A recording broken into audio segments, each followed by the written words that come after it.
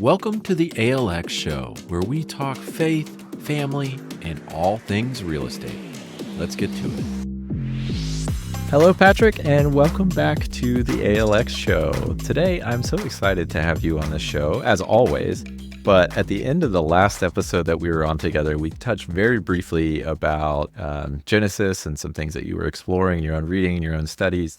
And we talked for a second about theology of work, and how what you're doing is affected by what you're learning in theology, and how that's growing and deepening, and how you're thinking through that in your daily activity. And so today I am really stoked to just talk through like your thinking on a theology of work based on what you're learning in Genesis, but then looking toward how that applies to or has implications for our daily work, say as an investor, especially in real estate, but then maybe some ethical implications of what is this thing that we're doing all day, stewardship, investing, analyzing, doing office work, all that kind of thing. So to get started, what is work?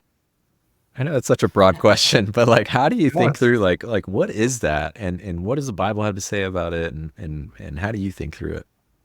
Yeah, it's a great question because I think it's a lot broader than how we typically think of work. We think of work as a job. It's a thing that I go get, and then it's a thing that I do that provides me with income, and then I use that for my life to pay for what I need and provide for people in my family, that kind of thing. I think that work is a much bigger thing than just a job. And we'll probably touch more on that in a couple minutes. The part of the reason why I think this is such a fascinating discussion is because for a long time, I didn't have the right framework, I don't think. And even as a believer in corporate America, you can just fall victim to, or not think, just have assumptions in the culture kind of wash over you, and you not really think through them, and look up and find yourself thinking like, I don't know if what I really thought about all this is right. So part of it is like starting to, think through a lot of this as I messed up or done it wrong in the past. So I would say that like in the culture today, work in our broad American culture is really important. So I think people place a lot of value and worth on their work, and so to think about it the right way, especially as believers, is important for us to do for our own walks, but also I think kind of make us stand out and maybe look a little bit different than how everyone else who's pursuing, different dreams might look. So I'd say in a nutshell, what the broader culture thinks about work is that it's a status symbol. It's a way to get power. It's a source of approval. I just think it's a huge one. People want to be affirmed in their life, and succeeding in your job is a great way to get positive affirmation, get praise, all of that. A lot of times probably a misguided search for that approval and that affirmation. And then, obviously like a means to get wealthy. People really like that. Nobody wants to be poor. So I think those are all really important things. And the last one kind of ties all that together, I think, is people like to live a comfortable life. And when I was in the commercial banking world, some of that kind of started to, I hadn't thought through about all of this and like how I should rightly think about work. And so what I didn't enjoy was feeling like I was just making a bunch of rich people more money. That really didn't feel purposeful. It felt kind of greedy, and I kind of struggled with that privately, which is also another error. Like, never really brought anyone into that conversation, just kind of stewed on it. But saw all these people who were really wealthy and really comfortable being wealthy, and that didn't really feel like, as a believer, the path that we should all chart. The maximum peak is not like awesome amounts of comfort and feeling like we can kind of just sit back and relax. So that's when I really started to explore all of this. And, obviously I think what is out there in the culture differs really strongly from what the Bible would say about work and all that. Yeah, no, I think there's a lot of people that wrestle with this. Not only what you were saying, how their work is, it's a means of status or power or wealth, but it's also just like you said at the beginning, like it's just sort of like this thing that you go and do. This is my 9 to 5 or 8 to 6, probably more like today. But this is my 9 to 5. It's a thing I leave home to go and do at the office, or I sit at a computer at home and do it. But it's really so much more than that. But then there's those ethical considerations that people are making. Is this right? Is this what God has for me and what I should be doing with my life? But then, maybe even that it gets into that like purpose conversation. Like what should I be doing with the time that I have on earth? Maybe we go into that. So what are you learning, based on your studies in Genesis and thinking through a new way to think about work? How are you approaching it now? Yeah, I think what has been really foundational for me is maybe a really simple point, but from the beginning of creation, the purpose that God had in creating mankind was to rule with him on earth. That's a funny word now, to rule, but to steward earth together, God and his creation. The intent was for that to happen together. And that means their work isn't a bad thing. One, now, like today, it kind of feels like it's either just something that you go do, like you're saying, that feels purposeless and something you have to do in order to survive and all that. But initially, it wasn't that. It was something that was designed by God for us to participate in, that would draw us closer to him. So I think that's a really neat thing. And so in Genesis 1:28, it happens immediately. We've got, what man and woman are created, and we get the image of God. And that's a really important thing because we're going to reflect that image as we steward the creation that he just completed. So that comes like image of God, and then boom, immediately fill the earth and subdue it, or cultivate and keep. It's like the way I like to remember those little buzzwords for me. But cultivate and keep.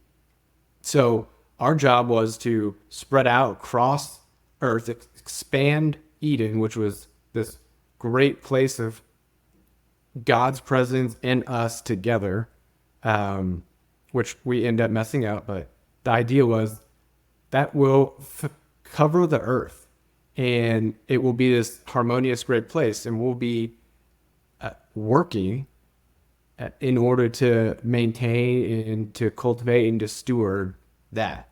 So that was, I think, just a big paradigm shift for me, was that none of what we're doing is bad. All of it is an act of service.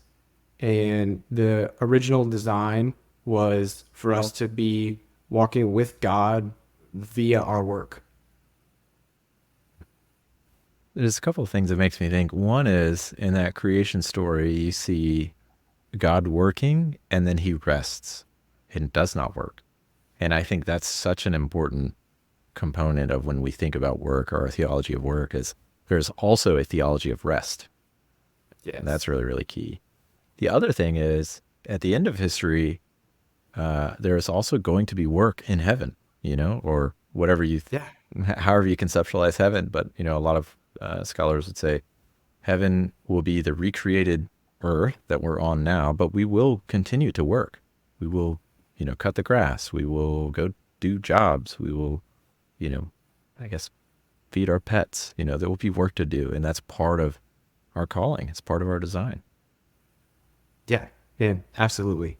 Yeah. The reconstituted world is, yeah, you're exactly right. It just getting to do what we were supposed to be doing without having messed it up for eternity. So we better enjoy work. That's right. That's right. That's right. Yeah. So some other things that you mentioned before is work is a part of worship. So how do you see that as you're going through your kind of daily activities and trying to reflect the image of God? How does that square with you in your daily work? Well, it's a good question.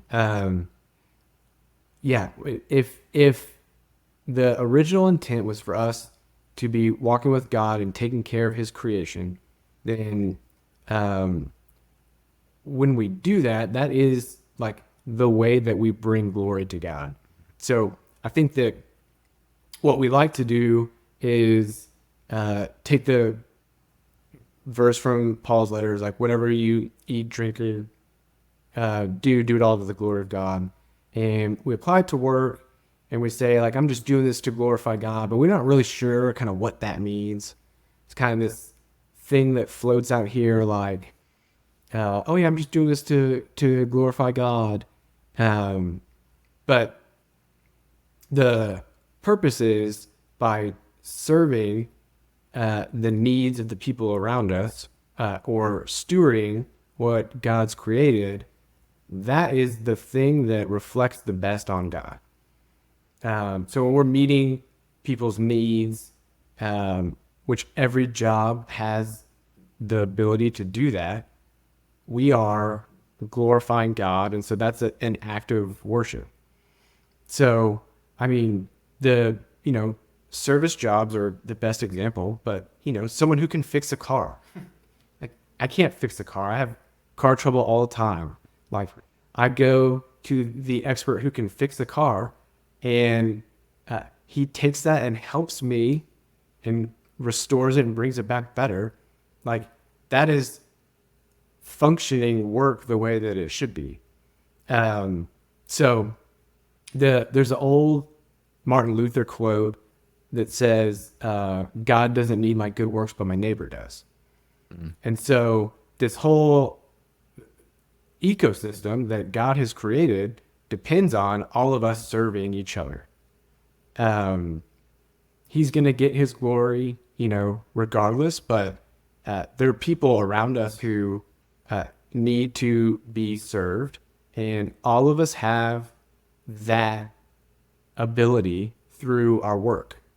Now, maybe a distinguishing feature here is that I don't think work necessarily just means our job. I think there's, and you know this, Brandon, you're the resident theologian here, not me. But there's the idea of vocation versus the idea of work. And the way that I've always been explained it is that my vocation is what I'm doing now.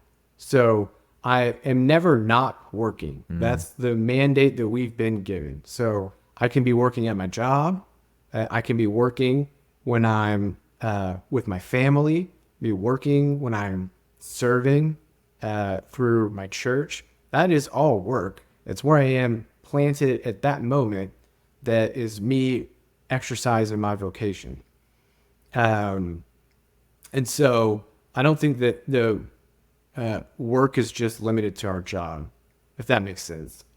And so I think that when you view work as worship or stewardship or whatever, that guards against some pitfalls that we can commonly fall into.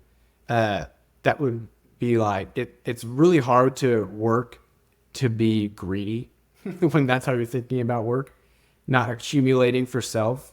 When you're thinking about this as a way to serve others or a way to play your part in the stewardship of God's creation, it's really hard to be like, give me more, I need more, I need more, I need more.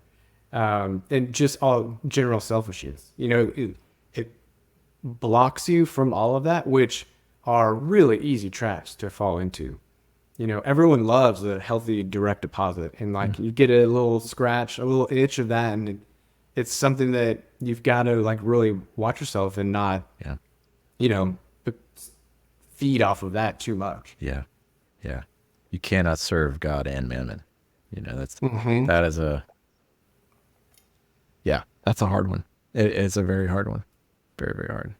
Money is so tied to the human heart.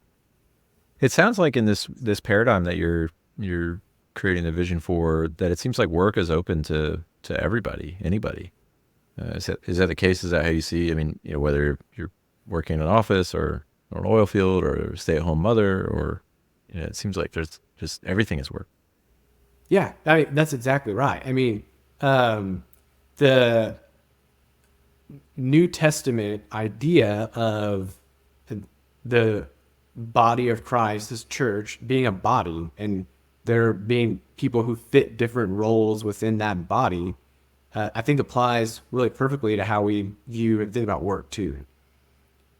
Everyone is a part of mankind, so we all have the same mandate to steward what's been created, and so we all have a role to play there. And that can be, just like you said, it can be a mom at home with children. It can be an elderly person helping clean up after church service.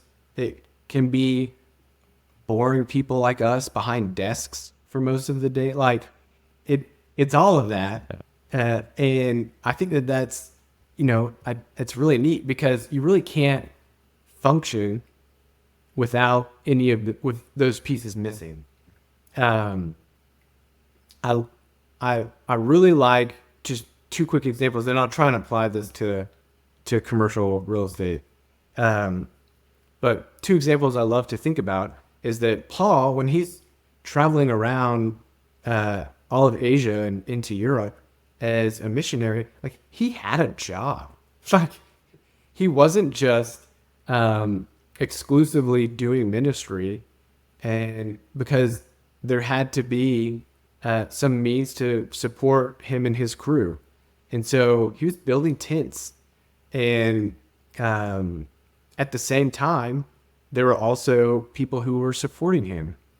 I mean, Philippians is him thanking the Church of Philippi for their monetary gift to support him.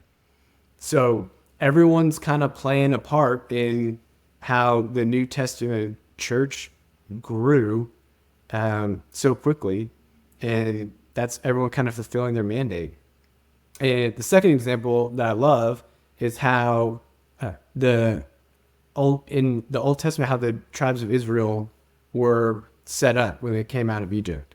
And the Levites were set aside to be the priests. They didn't get so set aside to be priests. They had very labor intensive and very important kind of high status role in administering all of the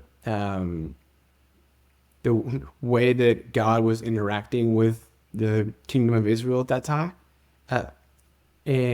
But they couldn't do that without the other tribes fulfilling their role too, which I mean, they had to give of their first fruits to support the Levites. The Levites didn't get any land when they allotted the promised land for Israel. And they were just kind of sojourners within the other tribes' areas, and they were supported by the tribes. So it's great to be a priestly Levite and feel like your sacrificing of bulls and lambs is really impactful to God, but they can't be doing that without the other people shepherding the flock, growing vegetables and fruit, like none of that would be able to happen. So I think about that too now for, what we do, and what part do we play in that? Everyone wants to have a purpose in their career, and yet not everybody is overseas on mission and exclusively doing that. So where can we fit and play a part? I think that's a really important question for a lot of the white collar world here. That's right. Yeah, there's so many boring people sitting at keyboards that are just trying to, what am I doing with my life, making PowerPoint presentations or whatever? I want to serve God. I want to do something meaningful. And it turns out it actually is pretty meaningful, your work, if you think about it rightly. And so what you're saying is, so we are designed to work. It's an act of worship, but our calling, not just vocation, but our calling is to work whatever is in front of us. We're called to cultivate and keep and steward the resources that God gives us, and to expand Eden, if you want to call it that way, build the city, the kingdom of God coming in the future. But there's a very specific role to play for people like you as investors or capital stewards. And that is a way that you can support God's kingdom in a very different way, not full-time ministry, but in a very important role. So how do you think about that? Yeah, at ALX, as a director of investments, as an investor generally in the real estate market, how do all those things come together for you? Yeah, I think taking on investor funds, the stewardship of that, it generally is really important.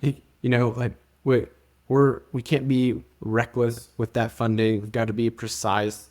That's something that we're entrusted with, and have to steward that with all of our might. And so I think that's number one, just really important baseline. Number two, what we're doing with these investments and these folks who trust us with their funds is that we're hopefully growing what they've given us. And I think that the use of that in the end is really beneficial to the entire ecosystem. So on one hand, there are, folks who have given their life to ministry, either, overseas missions or pastors here, or folks dedicating their life to work with the homeless or whatever. And all of those people need support. And so if we're stewarding what we've been entrusted with well, that pot of potential support to help that environment for those folks grows. And so I think that's, an important thing.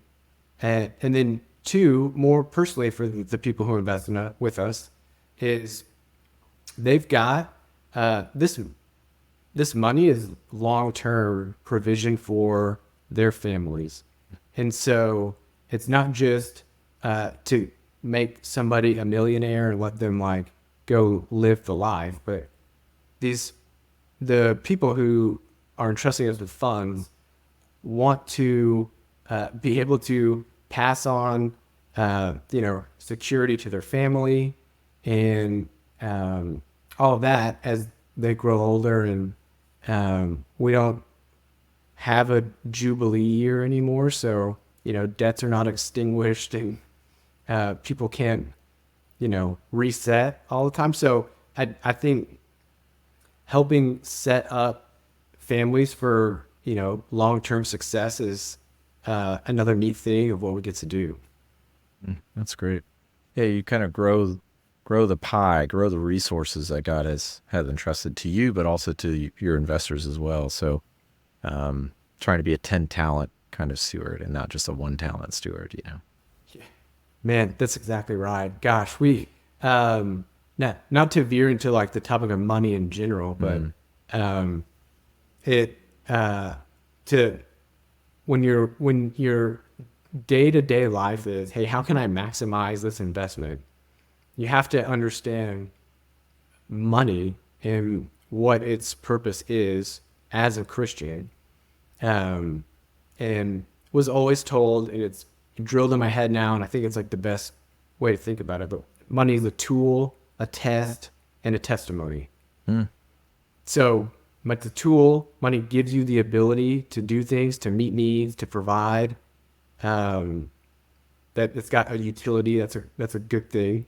It's a test. Like you just said, can't serve both God and mammon.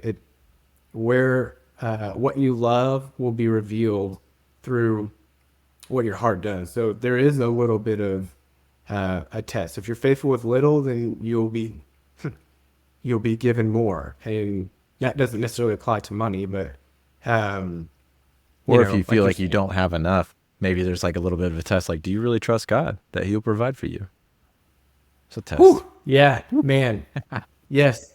Gosh, absolutely. You're right. I've been steering this toward the pitfalls on one end of the spectrum, but you're right. On the other end too is, can I be comfortable with little?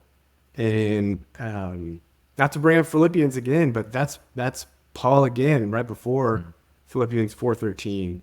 It's like, man, I've been low. I've had nothing. I have had no money, no food. I've been beaten. I've been whipped. I've been locked in jail. And God was faithful and provided for me. So that's a test. Yeah. He says, I have learned the secret of what it means to be content in the Lord alone. I don't know that secret yet. So Paul, please help me. Yeah. But yeah. Yeah. Well, and the last piece of that on money is that it's a testimony. It's like everyone around us is watching, and how we operate and navigate. If we say that we're followers of Jesus, how we steward money is an important reflection of what we say we believe. So if we're going to bear His name, then we've got to make sure that we treat the big topic of money correctly. That's right. That's right. One of my side projects is to look into this question, and I have some colleagues that are helping me as part of a research group. And one of them is at a faith-based asset management firm, basically. But through that, he was this one guy that I know. He has argued that investing, if you think like way back, hundreds and hundreds of years ago, about that term, investing or investment, to vest someone is to clothe them. And so when you see in the Old Testament, you see people like tearing their robes or being given a robe as a show of support, that is vesting. And so it's this image of God clothing you, or you clothing someone else by investing with them, and you give them support, and you're encouraging them to continue the mission that they're on, and you're doing that through your dollars, but it's symbolic. It's an investment. He brought up the term like defrocked. If there's let's say like a priest or a pastor has like fallen from grace, they're defrocked. It means they've like removed their frock. They're no longer invested. We're not investing in this person anymore. And so carrying that forward, like what does investing look like in a modern context, especially as complicated as financial markets are now? And they would argue, this group that I'm in would argue that Christians should not be passive investors, because we can't have that kind of support, or that kind of, we can't analyze, let's say 500 different companies in the S&P 500 to say like, yes, I believe in this mission. I believe in this company, and I'm going to honor them with God's money to support them and amplify that mission or that message. And that's really convicting to think about. Most people's 401ks or IRAs or whatever are in mutual funds, and all you're thinking about is risk-adjusted returns. I'm trying to diversify. I'm trying to grow my portfolio because one day I want to retire. But they're arguing for a very different case of what investment might be, and that as a Christian, you should actually take on active projects in a very concentrated portfolio, either of public equities that and can analyze, or real estate projects, or small businesses in your community that you actually know and can vet and feel like you're a good steward. Yeah, I'm curious. I have another point, but I'm curious what you think about how that has been put to you, because it's really challenged me over the last year or two to like really think through, like, how am I stewarding my money? I don't know. That's a really hard question. Man, I have two questions to see how these guys think. Is part of what they think that kind of a more localized community too. If you're investing directly into smaller businesses around you, or real estate investments in your area, is that kind of building like flourishing where you are? Is that a Yes, part of their thinking? definitely a component of that. Yeah. Now, I think they would make the case that you can use current capital markets, as modern and complex as they are, to invest in, say, some public equities that you do trust and can believe in. Because some public equities are smaller. I mean, they're smallish companies that you can kind of keep track of. But typically, yeah, I think the emphasis is on a local community as much as you can. Yeah. Yeah. And on the index fund investing and not really being able to vet all of the companies, do they have reservations in looking when they say that and they look into is their belief that is it just purely from a financial perspective of we can't vet all these, and so we don't feel like it's wise for us to steward a company like this? Or is it that, or are there moral concerns about investing in companies who may be doing things that you wouldn't support? More of that, more of the latter, or pretty much all of the latter. It's mostly that they would recommend taking a lower return in exchange for actually stewarding the money in a way that God would want. So, for example, if you are investing in 100, Fortune 500 companies, or just, mega blue chip companies, that you don't know their supplier relationships, where they source materials from, talk about like, sort of like organic sourcing, or having that triple bottom line, or, just all of that you would need, even climate change considerations, things like that. There's no way that you could assess 500 different companies about that. But maybe you could pick one. Like maybe there's one big company that you can really understand what they're about and invest in that way, because you can look through as much as you can of their supplier base, how they manage their capital structure, or who they have in leadership, what kind of ERGs they have, the employee resource groups, if you would align with those, for example, if there's things that you may disagree with, or their donations. Some of these larger companies would give to causes that you as a Christian would totally disagree with. And so all of those get wrapped up into your investments. Even if you give, $100 a month to a mutual fund, that $100 you are held accountable to, is their argument. Man, that's fascinating. I like it, like just solely as like from the idea of Christians should be countercultural. Yeah. And what he's proposing is obviously very countercultural. Yeah. But I love it from that perspective. Yeah. I wish more of us were like that. Yeah.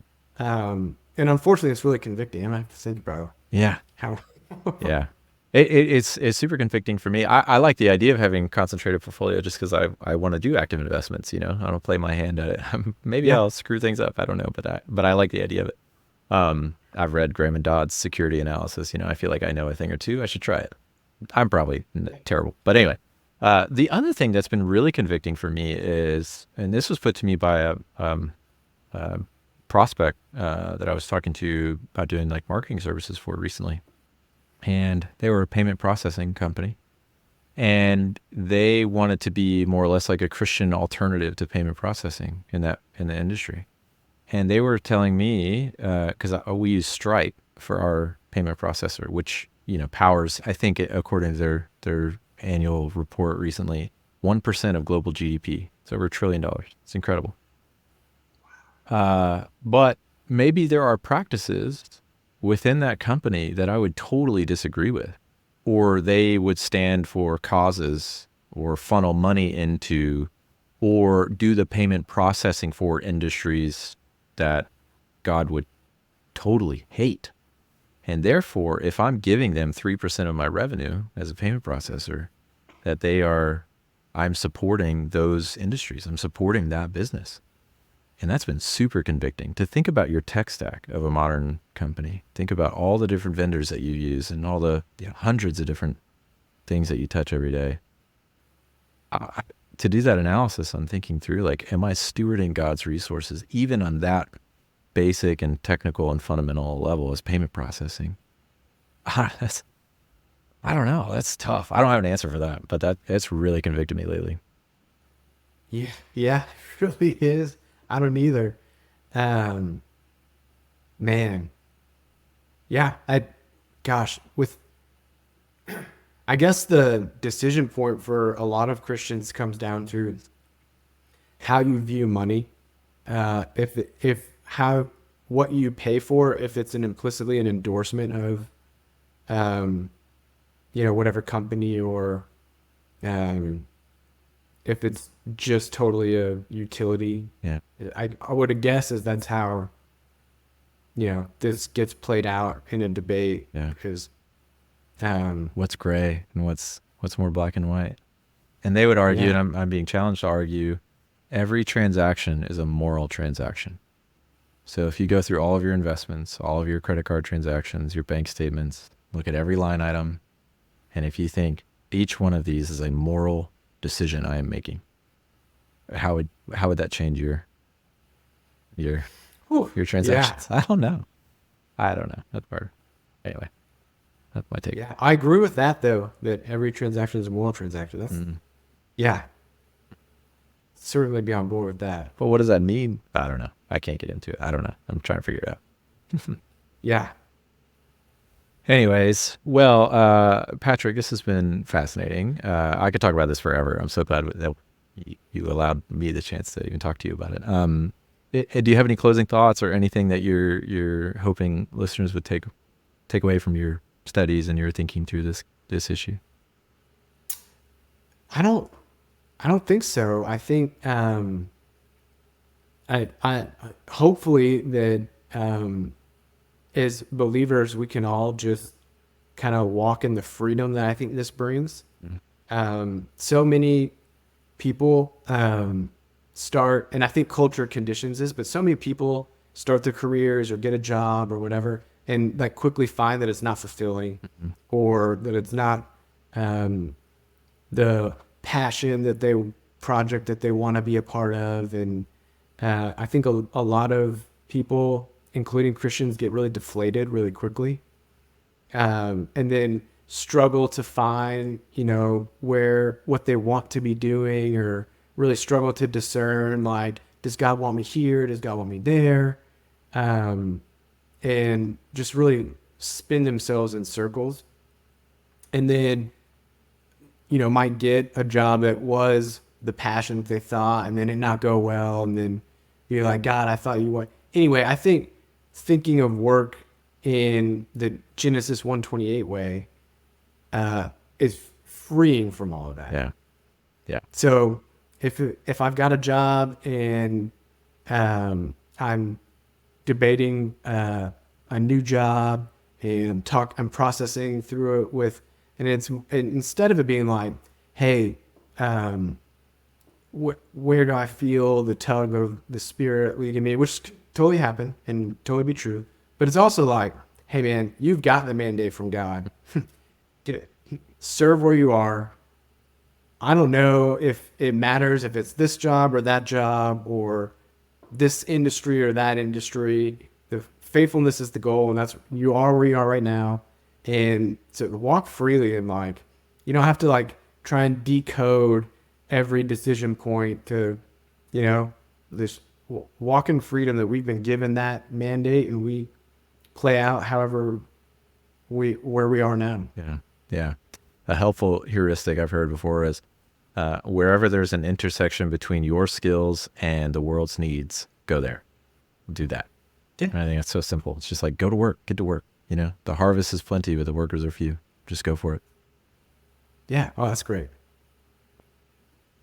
Patrick, thank you. I love this topic, and if you want to do more episodes on this, I'm happy to. I just love talking about it. I think it's so important because it changes the way that you think about something that you spend most of your waking life doing. And I think that there's nothing more important to do. Yeah. Yeah, absolutely. Absolutely. All right. Well, we will see you in the future next time on the ALX show. Thanks, Patrick. Thanks, Brandon.